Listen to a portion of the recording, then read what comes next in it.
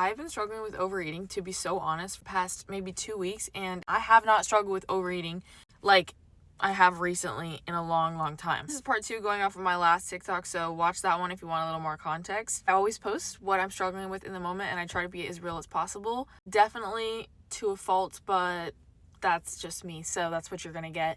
I don't track. I listen to my body. I feel like I know my body now, yet I've still been struggling with this. So it's kind of like, it's shocking to me because I haven't struggled with this in a long time.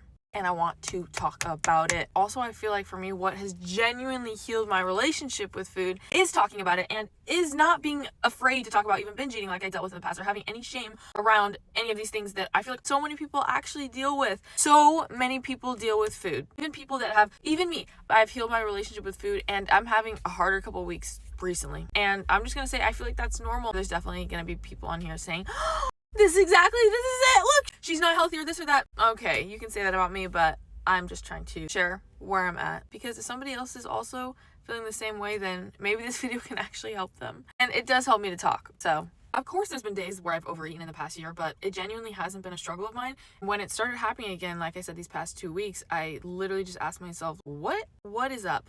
My family is staying with me now, and they recently moved in, and it's definitely been the trigger of these old behaviors. I want to say this carefully. Something that I constantly remind myself is you can be healthy, aware, intuitive, and you can still have days where your old habits show up. It doesn't mean you're crazy or obsessed. It means you're human. No one's journey is perfect, and if they say it is, then they're lying. It's up and downs, and that is part of the process. Every time you've had a bad day, it has taught you something, or at least for me, it's taught me something. Like, I feel like I would not be where I am with food if I didn't have all my struggles. And here I am. I am struggling recently, but I know it's gonna make me stronger, okay? I have to be really bad, but yeah, I have not been feeling confident in my body. I haven't felt like myself. And when you don't feel like yourself, you just don't feel good, and that's just the truth. So, what I am doing, I am not restricting because I know myself, and I know restricting actually is just going to make these problems worsen, okay? I'm focusing on adding structure back to my days. It's been very out of whack. There's been a lot going on. Focus on eating my normal meals and setting up boundaries in my house. It feels grounded again. I'm trying my best. What has given me the best results, and what I know is doing nothing dramatic, just making small little changes. It is the 1% habits that change everything.